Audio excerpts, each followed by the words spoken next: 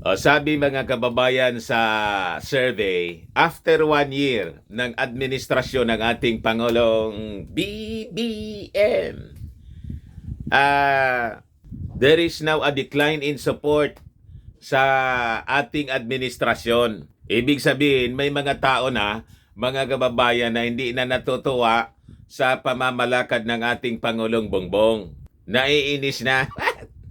Ayan po mga kababayan yung report ng Manila Standard. Third quarter pro-admin sentiment down to 43%, sabi po sa survey. Ito naman po yung report from headlines ng Manila Times. Support for Marcos administration slips. Nag-slide po. Di paano anya yan, Mr. Maravillas? Ano yung masasabi mo niyan? Na yung ating Pangulong Bongbong Marcos nababawasan na ng fans. Ganun talaga po. Admittedly, may mga actions talaga po yung ating administrasyon na yung mga tao nainis. Di ba? But before ko mga kababayan na ibigay sa inyo yung kompletong istorya, click subscribe muna dito sa ating YouTube channel and hit the notification bell para lagi po kayong updated sa mga kaganapan dito sa ating bansa. Like and share na rin po ninyo ng ating video at wag na rin po ninyo na skip yung ating mga commercial ads para tuloy-tuloy lang ang pag-unlad ng bagong Pilipinas, the land of fear. Pero alamin muna natin mga kababayan kung ano yung sinasabi dito sa balita. Bakit ba nabawasan yung mga natutuwa sa ating Pangulong Bongbong Marcos? Baka naman po valid naman yung mga reklamo. Pati nga po si Super Ate may reklamo. Di ba? At maging yung ating Pangulong Bongbong Marcos, aminado siya na may mga nangyayari po dito sa ating bansa kung saan yung kanyang gobyerno is responsible pero hindi pa po na-address ng kanyang administrasyon. Lalo na po itong issue sa inflation, yung ating ekonomiya, yung presyo sa bigas, i-inexploit pa ng mga anti-Marcos. At ang masama, yung mga dapat ka-team ng ating Pangulong Bongbong, lalo yung mga taga-DA, mga dilawan din yata, mga kababayan Parang influensyado pa, kung hindi, mismo mga dilawan pa yung nandiyan. Kasi pati sila hindi naniniwala na kayang ibaba po sa 20 pesos per kilo. Yung presyo ng bigas. Kaya di ba sabi natin, kailangan siguro na i-overhaul yung Department of yung Department of Agriculture. Kasi paano matutupad mga kababayan yung aspirasyon ng ating Pangulo na ibaba sa 20 pesos kung mismong yung mga taga-DE hindi maniwala. But anyway, ito po yung balita. Yan po mga kababayan. More Filipinos are dissatisfied with the Marcos administration but not enough are leaning toward the political opposition. So, ibig sabihin mga kababayan, kahit may mga naiinis na sa ating administrasyon, pero hindi pa rin magusto sa mga dilawan. Dissatisfied lang sila. There is a growing dissatisfaction mga kababayan sa Marcos administration, pero ayaw pa rin nila sa liberal. Ayaw pa rin nila sa mga dilawan at mga kakamping. Reject pa rin sa kanila mga kababayan. Ito yung sabi ng Pahayag 2023 third quarter survey mga kababayan. Sabi rito, in a statement, lobbying in campaigns firm Publicos Asia Incorporated, which ran the survey, said the poll reveals a decline in the proportion of pro-administration sentiment. So may mga umayaw na sa madaling sabi sa ating Pangulong Bongbong Marcos kasi nainis sila sa pamamalakad, while anti-administration sentiments have shown an increase. So dumagdag mga kababayan yung mga kontra. Pero habang sila ay kontra sa administrasyon, ayaw pa rin nila sa mga dilawan. Yun mga kababayan ang ibig sabihin nito. Ang sabi dito sa resulta ng survey. So sabi dito, while these were notable changes in the political landscape of the Philippines, the shifts do not appear to have an observable impact on the leanings towards the opposition. Ayan pa. Ayaw pa rin nila mga kababayan sa oposisyon. Pero nabawasan yung kanilang suporta sa ating administrasyon. So sabi rito, the survey showed that the proportion of respondents who expressed their pro-administration sentiments declined to 43% in the third quarter from 48% in the second quarter. Ibig sabihin, bumagsak po ng 5% ang suporta sa ating Pangulong Bongbong Marcos. So sabi rito, anti-administration sentiments meanwhile, tumalon mga kababayan din. Siyempre, nabawasan ng 5%. 5% din po ang naidagdag doon sa mga anti-administration. From 18% in the first quarter of 2023, naging 23% na po in the third quarter. So, this decrease indicates that fewer individuals are aligned with the current administration. Nabawasan po yung mga aligned sa nagugusto sa ating Pangulong Bongbong Marcos, as well as its priorities compared to the previous quarter, sabi ng Publicos Asia. Pero sabi po rito, Filipino voters, however, remain neutral towards their political leaning toward the opposition. Ayan po. At 45%, mga kababayan, the poll showed. So, ibig sabihin po, habang umalis sila, nag-withdraw ng support sa ating administrasyon, pero hindi man po nakuha ang kanilang suporta ng mga taga-liberal. Ayaw pa rin sa mga pinglawan po. Pero sabi rito, pro-opposition support is still statistically stable at 20%, is slightly higher than the 18% posted last quarter, while anti-opposition support is at 33%, is slightly lower than 35% last quarter, sabi po ng Publicos. Estable pa rin po ang support sa ating Pangulong Bongbong Marcos, mga kababayan. So ito pong resulta ng survey, magiging wake-up call po ito sa ating Pangulong Bongbong at sa mga kasama niya, na kailangan po, galaw-galaw po sila at maging sensitive sila, mga kababayan, sa panawagan, sa sentimiento, sa mga sinasabi ng ating mga mamamayang Filipino. Pero po, hindi pa rin sila makumbinsi ng mga mga taga-oposisyon. Hindi sila pumupunta or tumatalon sa kampo ng oposisyon. So Malacanang had yet to comment on the survey as of press time, but the decline in support for the present administration could be attributed now to its struggle to contain inflation, sabi po ng isang ekonomista. Aminado naman po yung ating Pangulong Bongbong Marcos na may problema talaga at malaki yung problema pagdating sa ating ekonomiya. Sabi ko nga po mga kababayan, more than 30 years na sinalaula ng mga dilawan. Yung ating agrikultura, abandoned siya, neglected. for more than 30 years. Asa ka pa na in 1 year time, marireverse yun ng ating Pangulong Bongbong? Imposible naman po na makakaya yon, mga kababayan.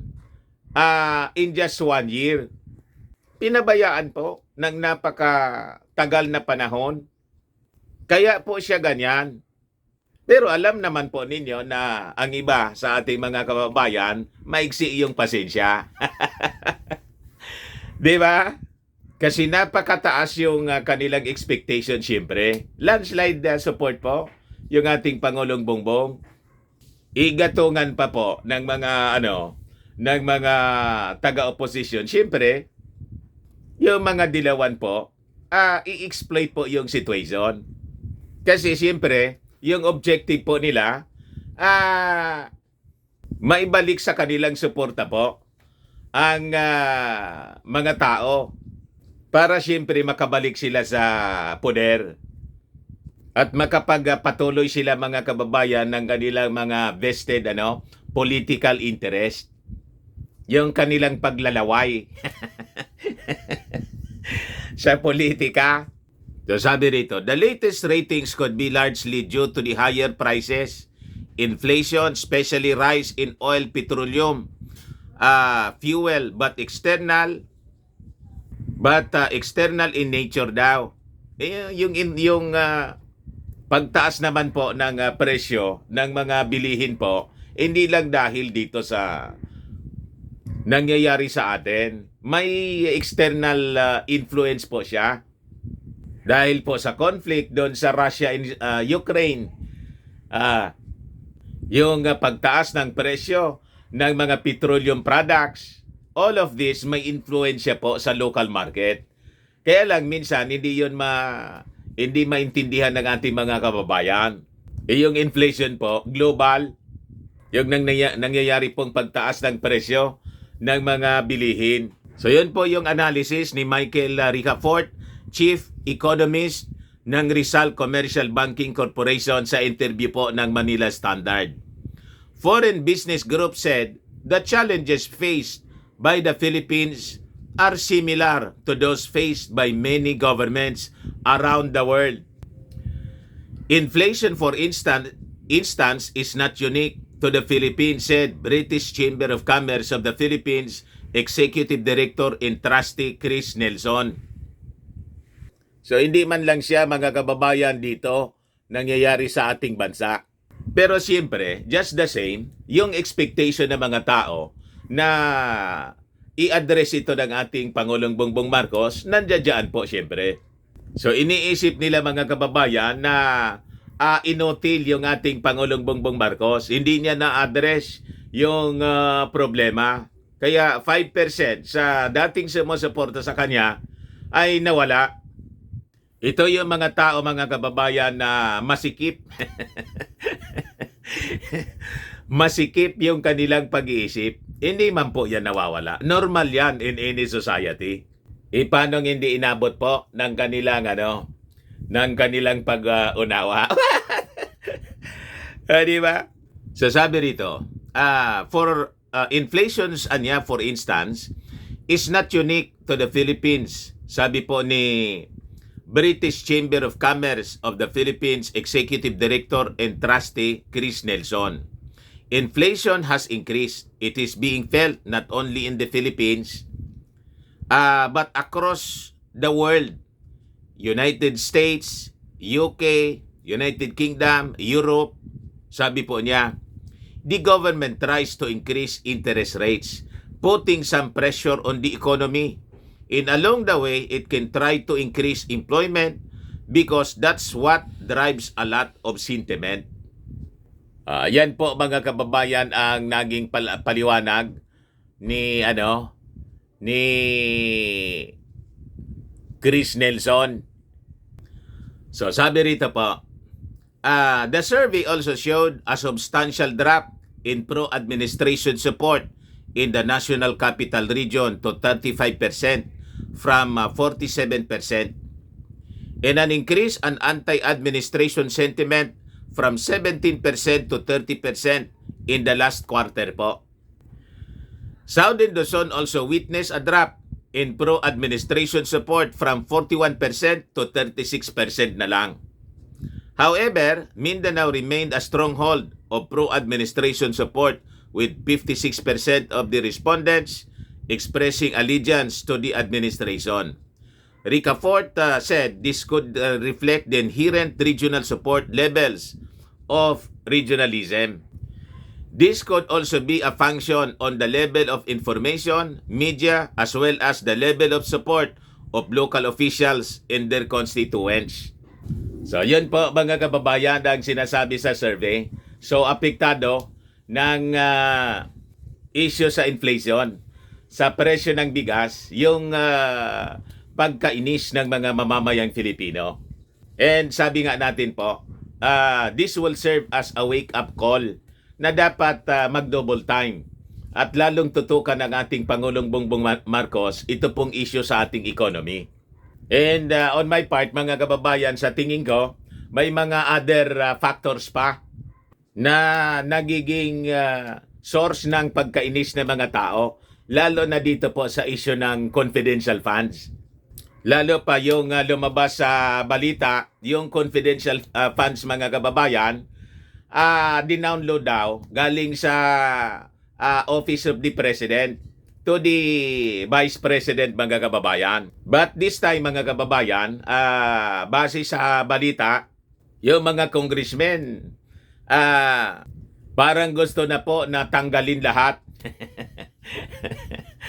Alisin na lahat yung confidential funds ng Office of the Vice President at ilipat na lang, mga kababayan, sa mga security agencies.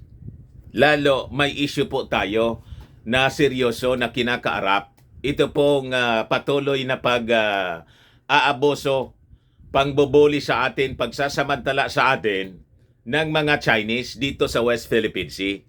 Pero ang nakakalungkot, kahit nga po ako nalulungkot tayo, na mas malaki pa yung confidential funds ni Inday sa Office of the Vice President saka sa DepEd combined kaysa sa confidential funds, intelligence funds ng Department of National Defense. Lalo't lumitaw, mga kababayan, sa balita na in just 11 days nag-disappear agad. Winaldasan niya Mr. Maravillas. Iwan ko. Basta ubos. Yung 125 million, mga kababayan ni Inday. So pag ganyan po yung mga balita, lalabas na parang kinokonsinte, ini-spoil ng ating Pangulong Bongbong Marcos. So this could affect the popularity ng ating administrasyon. Namamantsahan po Ano tingin ninyo po, mga mga ka BBM?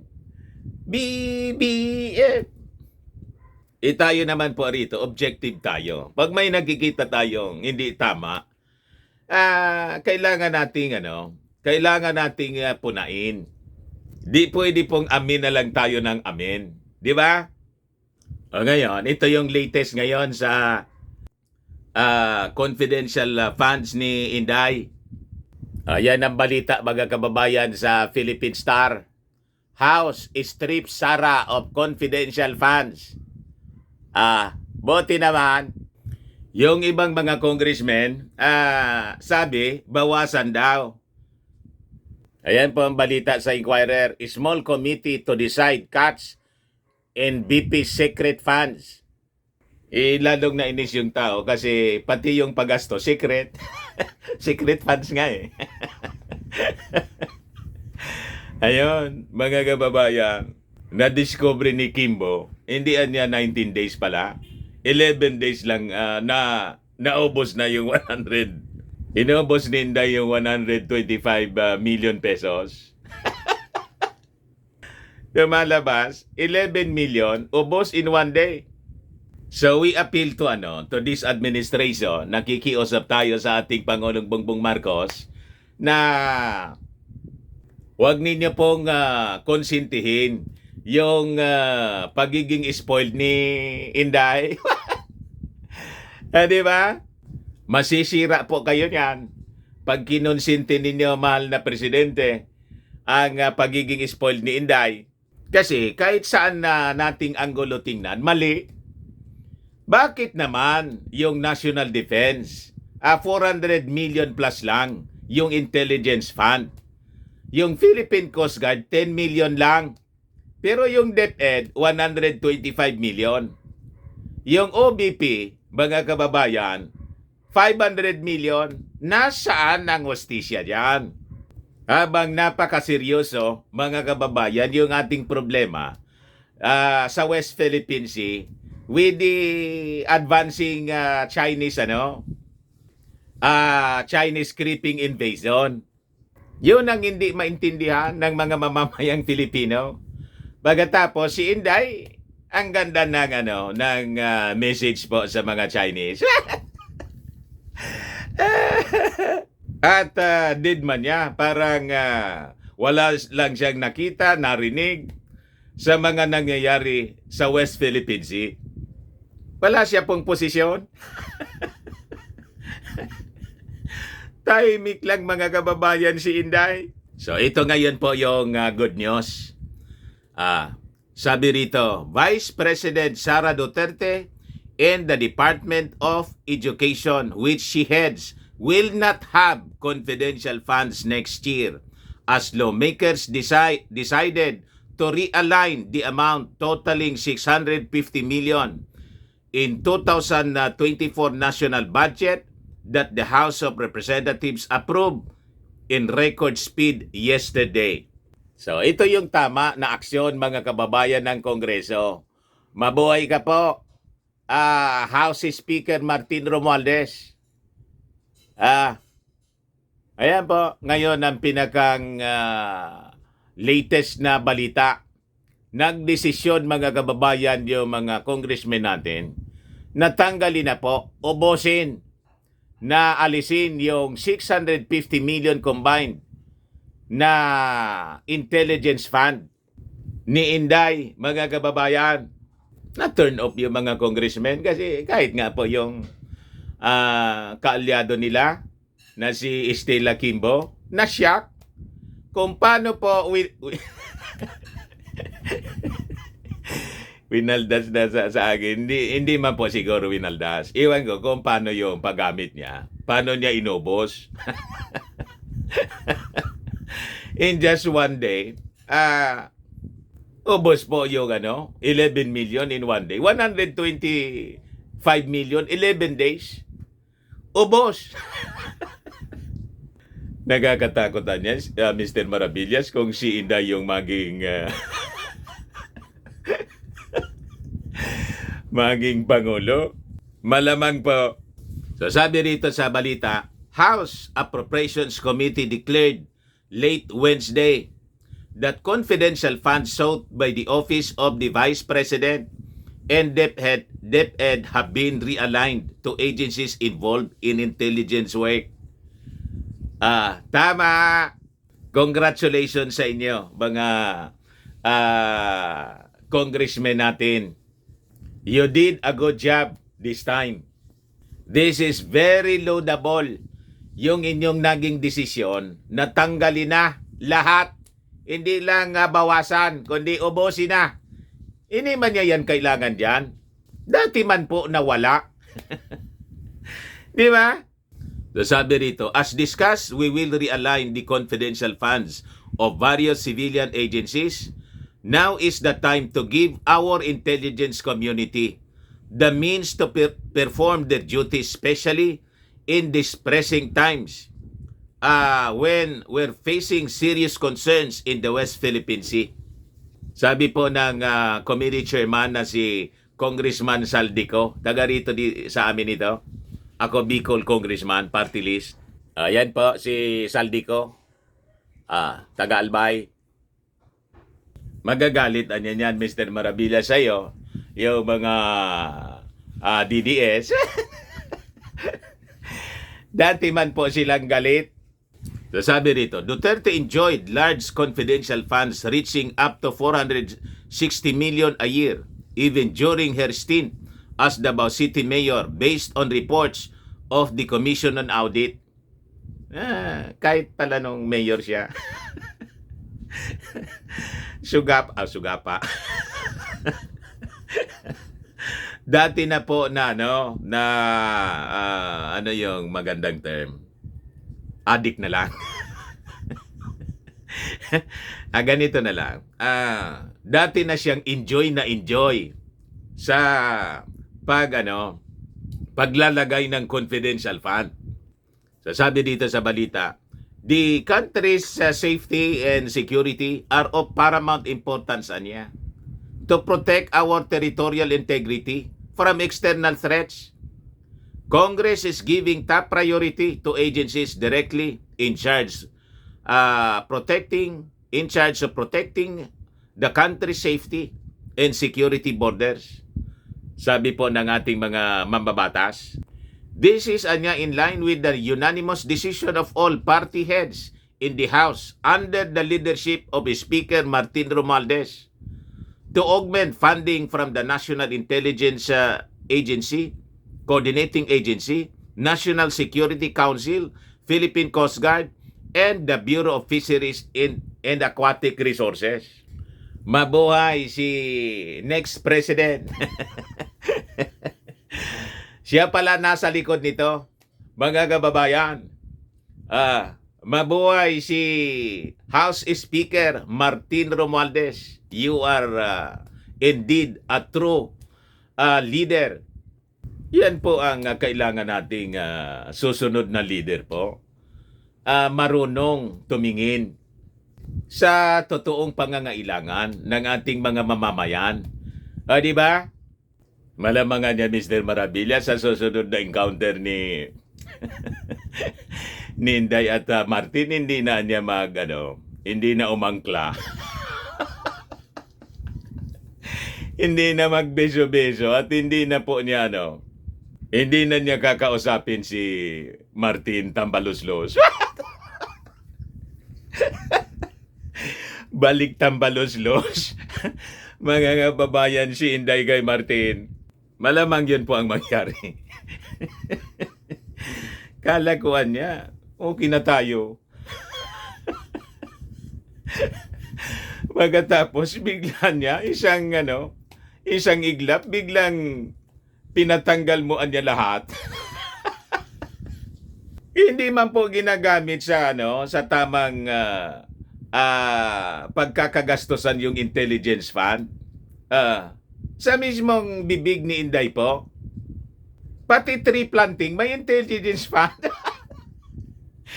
Ginamit po sa pagtulungan niya sa mga nangangailangan. Hindi man po yun dapat ang pondo na pinagkakagastusan ng intelligence fund. Lahat ng mga activities po na pampolitika. Yung pag-establish ng mga opisina, satellite offices ng Office of the Vice President, doon pala kinuha sa mismong bibig, mga kababayan, ni Inday. Yun ang sabi, yung paliwanag, mga kababayan. Kaya tama yung naging decision po ng ating mga congressmen sa pangunguna ng ating buting Speaker of the House, Martin Romualdez.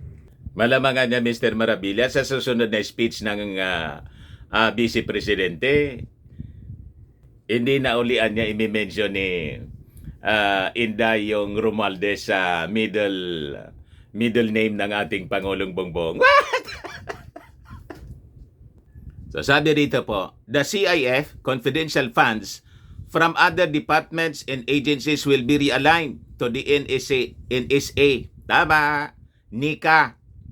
PCG. Yun.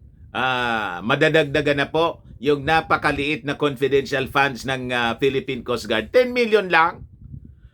At BIFAR to boost the country's monitoring and operational capabilities in protecting our territorial waters and securing the rights and access of Filipino fishermen to the traditional fishing grounds.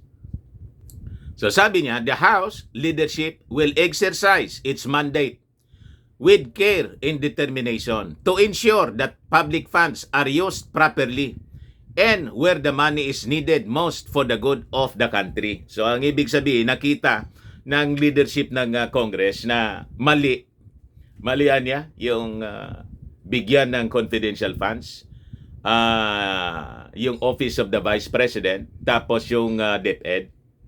Lalo siguro nakatrigger sa kanila na tanggalan ng confidential funds si Inday dahil po sa nabulgar na paggastos ng 125 million po in just 11 days.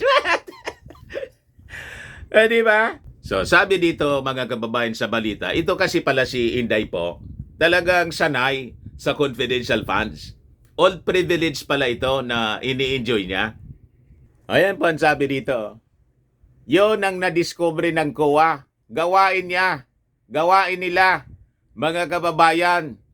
Doon sa Davao. Ayan o.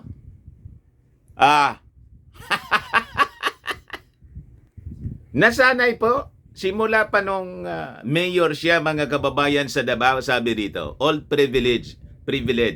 A review, meanwhile, of COA's annual audit reports on Davao City government from 2016 to 2022 showed that it has been incurring confidential expenses amounting to hundreds of millions of pesos from the time Duterte succeeded her father, former President Rodrigo Duterte, as local chief executive after May 9, 2016 elections. Talagang sugapa po sa confidential funds, It has been incurring confidential expenses amounting to hundreds of millions of pesos from the time succeeded her father, former President Mau Diggs. Yan mismo ang sabi rito sa balita. Baka sabihin naman ninyo, naninira ko. Philstar ang nag-report po, At ang nagbulgar po, yung Commission on Audit mismo. Dati nang sugapa.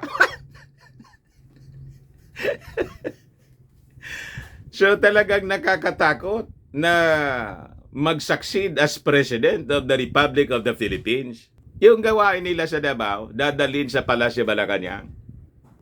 So sabi rito, the AAR showed yung annual audit report that Davao City government's confidential expenses grew to 239 million in 2017 during the first full term of the younger Duterte as mayor mula sa 144 million pesos in 2016. Dumobli po agad. Yan po, sabi rito. From 144 million 2016 naging 239 million. Dublado. The AERs on local government units and national government agencies can be downloaded from the COA website, sabi rito sa balita. The Davao City's confidential expenses were included in the breakdown of its annual maintenance and other operating expenses. The MOOE breakdown can be found under the notes to financial statement section of the COA's AARs. Sanay po sa paggastos ng confidential funds. Si Inday. Ang pondo, mga kababayan, na galing sa taxes ng mga Filipino. Sabi rito, it was not stated in the audit reports where exactly under the Davao City government's funds its confidential expenses were sourced from. Duterte is currently in hot water after it was revealed also through the COA's AAR that the OBP incurred 125 million in confidential expenses in 2022 from zero confidential expenses in 2021. The COA said the OVP's confidential expenses pertain to the expenses for the safe implementation of various projects and activities under the Good Governance Program and the conduct of official engagements and functional representation in international and domestic events as instructed by the President. Kaya naisip siguro mga kababayan ni Martin Romualdez, panahon na niya na tanggalan ito kasi pag hindi, madadamay po yung ating Pangulong Bongbong Marcos. Siyempre, ka-unity po, iisipin ng mga mamamayang Filipino, kinukonsinte ng Marcos Romualdez tandem. Kinukonsinte po ang pagiging spoiled ni Inday sa paggagastos ng confidential funds. Lalong babagsak niyan yung ratings ng ating Pangulong Bongbong. Di ba? So, this is detrimental to the Marcos administration. So, kailangan na talaga. Anyway, tingin ko po, hindi man ito gagawin ni Martin without the, without the consent ng ating Pangulong Bongbong Marcos. Pero siyempre, para hindi siguro ma-offend si Inday, hindi na lang nagsasalita yung ating Pangulong Bongbong Marcos. Di ba? Ikaw na niya pinsan. Gawan mo ng paraan yan. Anyway, dati naman galit sa'yo si Inday. Di ba? Pinopolitika lang kalangan yan kasi, di ba? Dati na kayo may diferensya. At kasi anya, mag-approve kayo ng budget ng Congress, budget ng gobyerno. Ikasama doon so yung budget ni Inday sa DepEd saka OBP. Kaya niya magandang loob sa iyo. Kaya kanya biniso-biso. Ikaw niya Mr. Maravillas kung ano-ano yung mga nakikita mo. Kuhan ko man sana po yon. Mga teorya ko lang po, mga kababayan. Hindi man nila sinabi. Tingin ko lang po. Analysis. O ngayon, nung 2022 budget, napag-alaman na wala man po confidential fund yung Office of the Vice President.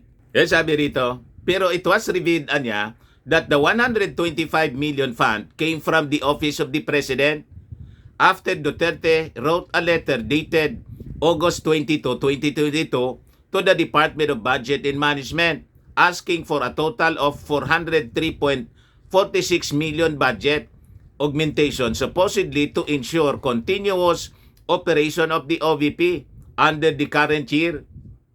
O yan po. Umingi si Inday.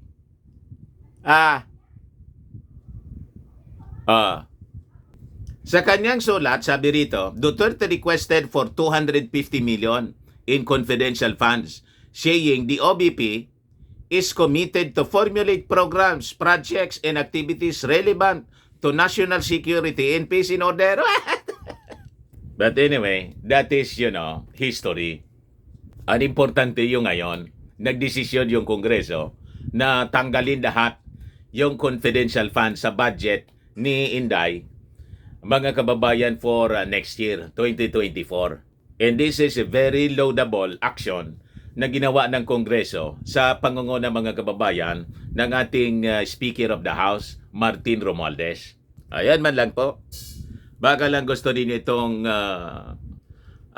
itry, mga kababayan. Firmax Firming and Lifting Cream, pinapahid po sa mga pulses and affected area. Mainam po sa paninigas ng mga kaso-kasuan. Ito naman po, Automax Radiant Serum. Sa mukha naman yung application. Anti-aging po siya. You will look 10 years younger than your age. Sa mga cancer patients naman po, baka lang gusto ninyo itong itry. Neng siya Red Mix Fruit Drink. Hindi man po siya gamot. Food supplement siya. Kaya lang, gawa siya, mga kababayan, sa goji berry. Yung goji berry may anti-cancer properties. O yung mga inquiries ninyo po, dumiritso na lang kayo sa aming messenger sa Facebook para masagot namin agad. Ako po si Dante Maravillas. Bye-bye po. God bless.